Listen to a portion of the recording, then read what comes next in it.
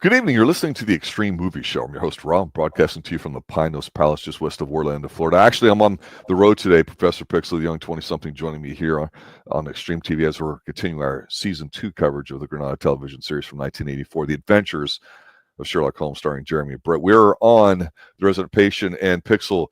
I said I'm on the road today broadcasting here through my cell phone. Do you know where I am at, sir? No, sir. I'm on the west end of London, 221B Baker Street, as it were, because, I just had to go on location as we review this. Because, as I said before here from the Xtreme Movie Show, a lot of times when we talk about themes and such, one of the great things about Sherlock Holmes is not just that he's a great character that you can reimage, it's the fact that he's in the public domain, so anybody can do their turn at it. And eventually, as we'll get into the movies, we'll see. I still think the best performance is by Jeremy Brett here, and he definitely does us a service in this episode here, The Resident Patient, which Season 2, Episode 3, Episode 11, if you're counting it as Season 1, with the break and all that too. It's interesting. I kind of like it. I wasn't wowied by it. What's your initial take? Oh, I think I am a little more impressed than you are. This episode really draws you in, and I love the cast of characters. Though it's just a couple, they have such a personality to them. A joie de vivre, if we're going to use French words. Yes. Though the French are filthy, they do have some eloquent words. Yes. No, sorry. Let's go ahead and go right into it, though. What's this opening Lovecraftian, sir? Yes. Well, you get this older gentleman, a Mr. Blessington. What a lovely name. And he is sleeping, but something is calling to him in the night. Help me. I can't quite understand what he's saying. It sounds like maybe a name, but I can't make it out. But he wakes up, he goes down the stairs, and what does he see waiting down there? He sees men dressed in all black, fine suits, next to a coffin. Blessington goes down. He opens the coffin, and what does he find? He finds himself covered in gold. He runs back to his room, locking it up. But as he turns around, what does he find but a startled man in his bed? It's also him, who's woken up with a start. And then, finally, he calms down. And this allows the episode to truly begin. But it's a fun opening. I really like it. One of the things I don't know about Sherlock Holmes, and I was only half joking when I said, do you think it's a bit Lovecraftian, is I kind of didn't like this opening. I mean, I don't, if you're going to have like crossover with demonic, satanic kind of stuff, surely high society would have that because, as we all know, going back thousands of years, secret sects and societies and such, these things remain and all that too. And definitely, I don't even know the specific years of Aleister Crowley and the whole making Satanism cool again or for the very first time or whatever. But I definitely got kind of like that sort of vibe with this episode, at least from the very opening, which honestly is what I'm not used to. I'm used to more of the, hey, life is good. You just step outside your door, then there might be some evil behind people. But here they just throw it in your face early on. The only thing that's missing is the candles are white instead of black. But it was definitely trippy. I will give you that. I don't have a problem with it necessarily, but it's definitely different. And to go from something so dark and sinister to that to a haircut with some, back and forth between the two. I don't know. It's not bad. I mean, maybe it'll turn out to be clever as we continue talking about the episode, but it just definitely different for me. Not necessarily bad, but I just wasn't expecting that. I just don't remember the story at all from reading it like I do certain other ones. So maybe that's another thing that threw me too, because I've read, and have the collection myself personally. It's been a long time. And I will tell you that this is something that was always taught, and usually it was junior level English in American schools there too. A lot of English stuff, and you'd have a section where you'd read several of the stories, and this certainly was not one of them, and I can see why, thank God. But yeah, continue, please. Yes. You said about a haircut. Yes, you have Watson getting his haircut. Next to him, just sitting there, he doesn't need a trim, as Watson points out, is Sherlock. He is heavily jamming away with his fingers at the arm of the chair. I wonder if he's high at this time or under the influence. He's definitely feeling something. Well, according to Watson, he's saying that he is doing that mashing because he is feeling a bit wound up with a little argument that they had with Mrs. Hudson. Thinking because she's doing her spring cleaning, that's why he's left the premises, so that way she can get on. And Mrs. Hudson just needs to slap him one time. That's what I want to see. Shut up, and you're going to take your foods, and then you'll take your supper and like it. Well, she definitely deserves it later this episode. But he goes ahead and he says all this, and Sherlock is like, "No, Watson, how utterly ridiculous!" And he goes ahead and says his reason, and Watson feels a little bit bad. But then Sherlock says, "But there might be a bit of truth to what you say." And then, a bit of truth to what you say, and you get a big old smile. But then as they're walking home, what do they see? They see a cab right out there. The horse, the carriage, it's all nice, sleek, black. And they go ahead and first thing you have Watson. It must belong to a young man, a doctor from Sherlock. And they go ahead back and forth figuring out their patient before he arrives.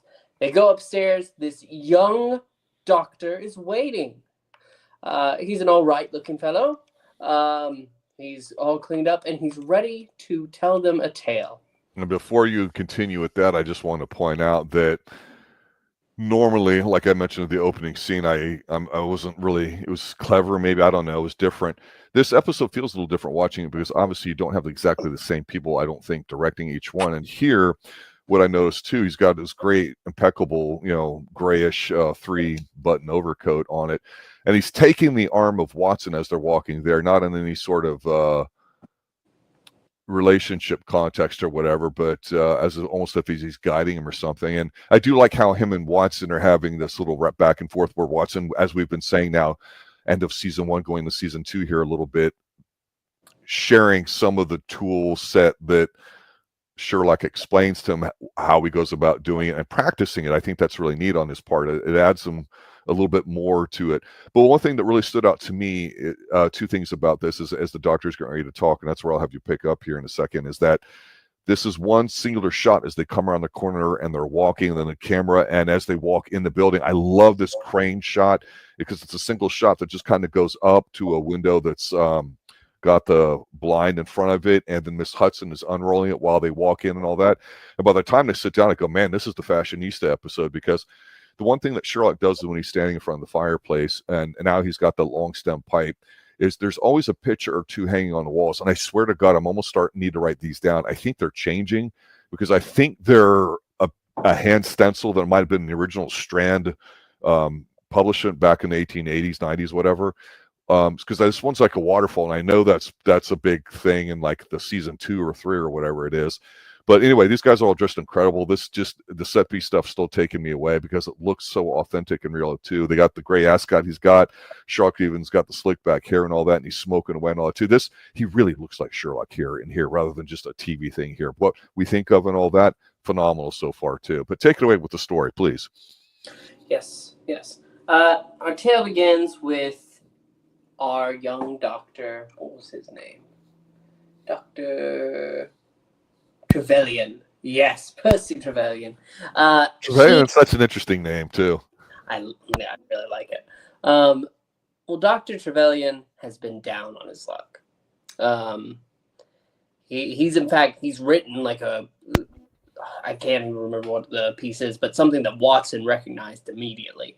But even then, that was not enough to go ahead and gain him any wealth. He didn't have any particular standing. He gets he gets to meet Mr. Blessington, who seeks him out after reading the paper and pretty much says, I am going to go ahead and house you so that you can run a practice within these dwellings. I'll pay for the staff. I'll pay for all this. You will give me, what was it? I think it was 3/4. Yes, 3/4 of your earnings. And I mean, for somebody that was living in the equivalent of a Victorian shoebox, it's pretty Destitute, sir. Yes. That's the fancy word for poor or a bum. Yes. Yes. Well, he has been lifted out after this. You have Blessington. He is a very predictable man. Has the same schedule every day. He would walk at one point in the afternoon for half an hour, come right back in. That was as much time as he needed outside. Other than that, he preferred to remain in the house. He was a permanent patient of Dr. Trevelyan. But one day, in a terrible fright, he has a paper and he's shouting at the doctor, "There have been burglaries, sir! Burglaries! We must protect ourselves!" And he has the windows all barred up. Surprised he didn't get like a deadlock on the door of some sort, go ahead and protect that a little bit more. But whatever. His windows barred. Everything's settled after some time. He's even started doing his usual walks again. But then, one patient, an older Russian gentleman with a curious case, and his quote-unquote son come in. And it seems like a foolish thing to turn away, so of course he accepts the job. And there I'll pause, let you go ahead and catch up a little bit.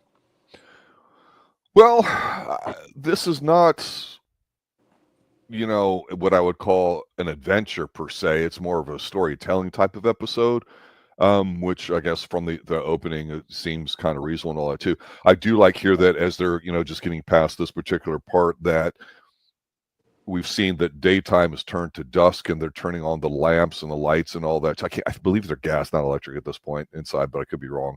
The thunderstorm starting outside. Yeah, and they're closing up there too. So now you have them sitting around there, and it of course shows the passage of time or whatever like that. And the way Jeremy's, tapping his forehead with that long stem pipe, I'm like, I'm telling you, I'm marking out for it. It just is like so perfect. It's amazing that like when he was sitting there giving some back and forth with Watson while Watson was getting his hair cut, how he's just drumming his fingers. That's the obvious thing, but his facial expressions are enough to convey what's going on in his head. And here we kind of get that too. But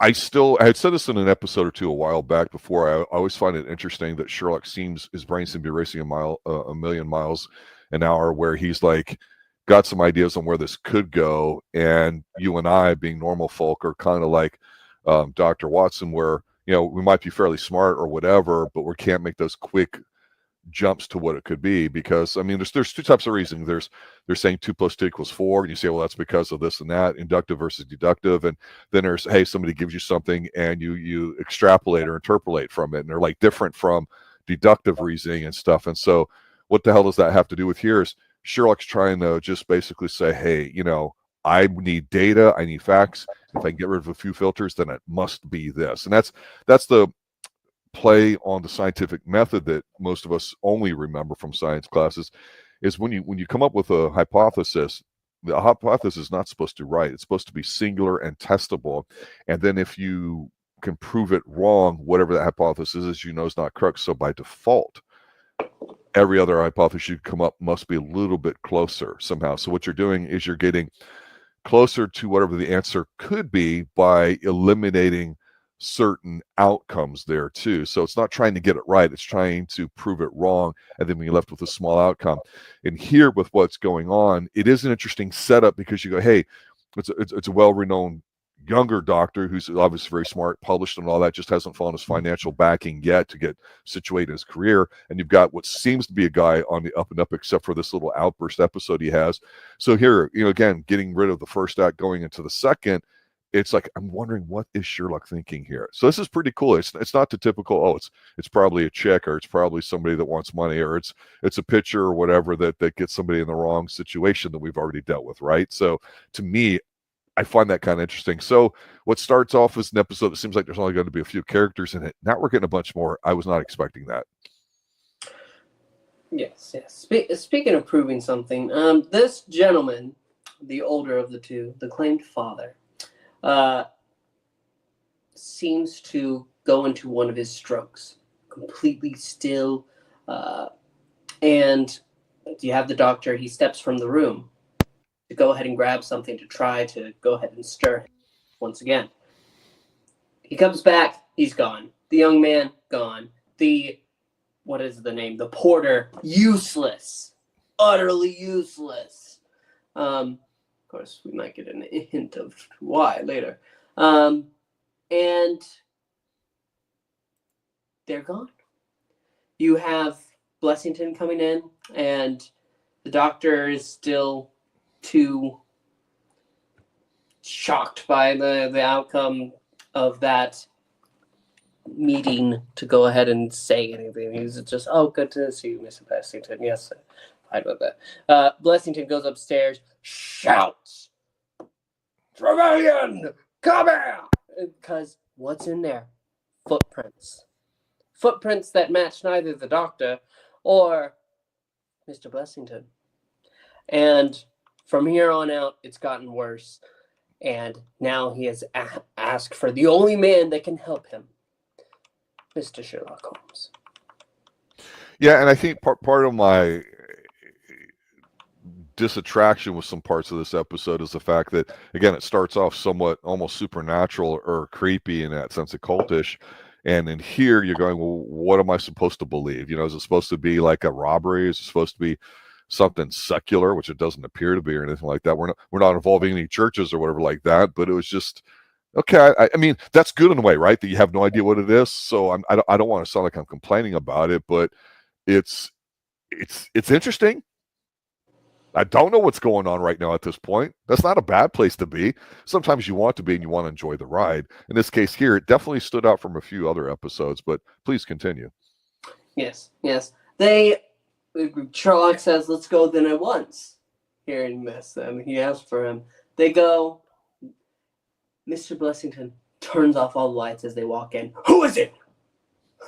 And Trevelyan is almost appalled. Like, stop! You called upon Mr. Holmes. This is his friend, Dr. Watson. You asked for him. And he's like, oh, yes, forgive my manner. He's got his gun, so he's like, you think he's an innocent person in this episode at this point. Yes.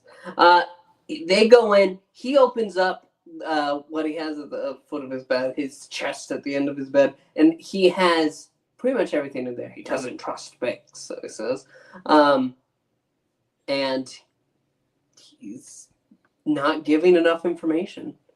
He doesn't give anything to Sherlock, really. And Sherlock says, well, sir, if you're not going to tell me the truth about who the gentleman, because that's what he's insistent upon, he knows the men that were in that house, then there's nothing he could do to help. They go away. The next morning, the maid is bringing the tea to Dr. Trevelyan and then goes up to the door, knocking on Blessington's door. Your tea, Mr. Blessington. But as she goes to knock, the door just opens. She steps inside, and there he is, hanging. Now, one thing I do want to point out here is in that their kind of first encounter, the change in Sherlock's expression, because he's got the gun pointed on Sherlock and all, but Sherlock's busy measuring the footprint that he saw on the carpet, the turnstile there, and everything. But there's a hardness in his vision, the way his facial expression is going to him or whatever. So I don't know if he's bluffing, trying to press him for information, knowing that, and I don't know if he's thinking about something. That's the genius of his performance, Jeremy Brett's here. And then here again, what are we to gain from here? Murder, obviously, not probably suicide. We get a nice little boat there too. The one thing that the guy did say that I thought was interesting in their first encounter was something about how he doesn't trust bankers and all that too, because America was going through a massive industrial boom at this time, to not just Britain, which is kind of peaking at this point. I think the world was on the pound sterling reserve at that time. So all the world's money tie and all goes through London, basically. And why? How is that significant? Well, it wasn't until the early 1900s that you had the creation of the Federal Reserve, and you would have World War I and all that too, and some destabilization around there too. So this idea of not liking bankers and all that too, I'm like, I'm trying to think if Conan Doyle was trying to slip in some anti-Jewish type, anti-Semitic sort of things there, because a lot of people think Jews run the banking, at least at that time, and nobody likes them and stuff. And it's not a knock or slight, it's an observation, because the one thing that I mentioned before, very early on, technically speaking, in these episodes, is how Conan Doyle does put some of the more recent things at that time that were in there, like not DNA, but like fingerprinting, relatively new. Sherlock in this episode here doing the footprints too. It's interesting about the idea of not trusting banks, and because if you don't know who really has your money and all that stuff. So we see this with shows that deal with stuff from the turn of the century too, that people would hoard their wealth too, and very rarely trust bankers. Might do it for like salary purpose and all that stuff too. But some of our economic principles and methodology does come from the English banking system. So I thought that was a little interesting. I'm not going to say it was relevant, but it was notable. Please continue, sir. Yes. Sherlock's creeping on waking his ass up again on Watson. This is I love that. He goes ahead and Watson, there's a cat outside. We must go now. The police are waiting for it. We have a telegram, and it's, God's sakes, please come, from Dr. Trevelyan. I love that. Like, they go there. They haven't touched the body yet. The inspector that's there is like, oh, I'm glad to be here with you, Mr. Holmes. We're just about to take the body down. Please make all any observations you must. He goes around the room. He's able to pull ash off of drawers. He's telling people to stay still. And he's able to pull like 3 cigarettes that were found. And from that, he's able to make, well, not make the case yet. He needs just a piece or two more of information.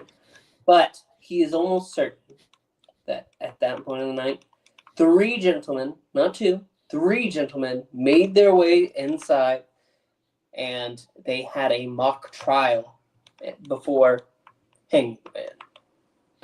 I really like how Sherlock seems a little not unstable, but shook by this. Like, it really disturbs him that this guy hung himself there too, or whatever. So yeah, it is interesting him kind of getting pissy with people that are challenging what he's thinking about there too, because he's talking about this the stuff with the cigar case, and he's smelling it and everything else there too. So you know, I just love cigars. I'm a cigar guy. I don't really smoke that much anymore, but boy, man, there's just something really enticing about having a drink and a smoke and all that too. So I'm glad we're seeing some of this uppity stuff here in this episode too, because you know, you're getting your monogram on your stuff and everything that shows your man, your credentials and all that stuff. I mean, that's just, it all comes from this British high society stuff there too. But it's interesting because we haven't really seen this particular angle before in an episode dealing with people that are the upper class with their specific custom artifacts. Look, if you're a street guy, if you're in a destitute position, you're going to smoke, but it's probably going to be crap. You might have a pouch of tobacco, but no, when you're rich, you have custom made wrappers on your cigar from the finest imported tobaccolists and everything else there too. That's just, it's good stuff. It's very classy and old worldish. I really do like it. But again, when you see him standing there, the one shot just facing him, and it's basically a headshot or whatever of him going through everything, his eyes aren't necessarily focused on what he's holding as he's going through all these things, telling everybody what he's finding. It's the way his eyes are looking kind of far away at the image in his mind as the character putting the pieces together. That's the great acting here to me. One thing I do hate, though, is when they do like the flash of what happened that night, and you get the men creepy. You have the porter of the house there, and I guess they haven't found him that morning, so I'm guessing he's getting arrested because he just lets them creep through. That's what that shows. Anyway, But when they're creeping through, the way they're walking, I know they're trying to be like quiet, but it's still so goofy looking. Here I step inch by inch. They go upstairs, they do their little trial, and they hang him. Here's where I think the problem lies. There is no justice to be dealt. The men have already escaped on a boat, Watson tells us, after he's pretty much ruined the room to reveal that apparently this guy was a bank robber with 4 other gentlemen. One of the gentlemen shot the bank teller after they stole from it. And they say, "Oh, now it'll be a hanging job. Only if somebody squeals." And guess what? Blessington, or whatever his real name was, squealed to go ahead and get the guy who shot him. The rest got 15 years. They got out early. They go and they deliver justice in their eyes. It is purely revenge. And from that point on, Watson tells us, they went to escape on a boat, and the boat sunk with not a soul surviving. So justice goes ahead one way or another. No. It's really kind of crappy.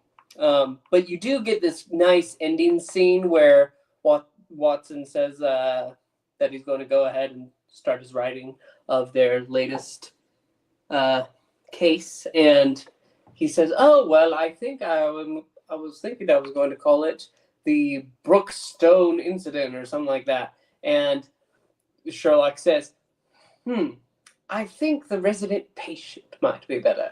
And then he goes off to violin on his own. And all that time, as Watson's trying to write it down and try to work it out so that way he can still take credit for it. Nope. Sherlock was right. This is the resident patient. And that's kind of where the dud is. It's not that it's really...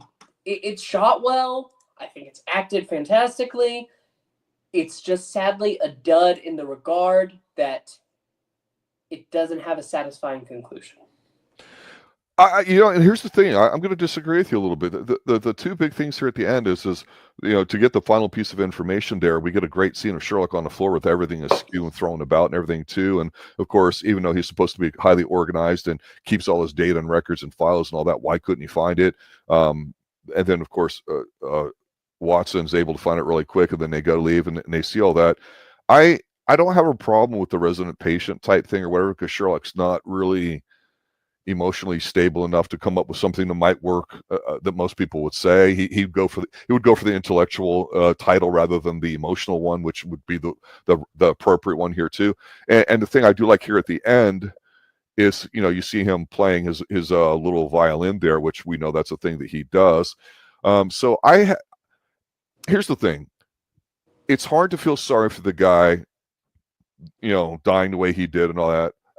He didn't seem like a bad guy during the episode. Of course, we found out that he was, but he was a narc. Bottom line is I'll agree with you at least to the point where, hey, it's hard to feel sorry for people that do bad things, and unless they're a good person, just do one bad thing, or you understand the context here. The dude was a narc. He got what was coming to him. Bottom line is, so we don't even care about the bad dudes. It does nothing really to advance any meta type stuff at this point here, other than, of course, seeing the violin, because that's a thing of his. But I do like how there's a cynicism here at the end where it's basically like, yeah, that's pretty much it, because that's how it goes. It's like if you've known somebody that's had a horrific accident or something and it was somebody else's fault and they didn't get their just desserts, or even if they did, a person's still suffering and they've been through an accident, or if they've had a loss of life, or there's something there too. So it definitely seems unfair. And that's the one thing with Sherlock that made me not like this episode, or think was a bit too uneven, is that it starts off really dark and brooding. And we did see the people that, if we remember the dream at the beginning that he was having with the gold, that's foreshadowing, that's explaining what's happening, right? Because these are the guys he screwed over and he's there. And so he foresaw it. That makes sense now. But again, it just seemed a little creepier at the beginning. Here at the end, it's just, no, you're a fucking narc. So that kind of threw me off just a little bit here too. But I do like, again, how some things, hey, yeah, something bad happened to you. What do you want me to do? Yeah, well, he punched me. Okay, what do you want me to do about it? It's, you might break your jaw. You might have something where you speak with the lisp the rest of your life. They might get a small fine and have to pay your doctor's bills. That's it. It's not fair. It's not right. That's life. And so I do like how Sherlock sometimes has these light escapades and adventures, but when they turn it on, when things are really affecting innocent people, I like how Sherlock responds to that, because here this guy's not really innocent, is he? And it's really not about the doctor. It's really about the resident patient.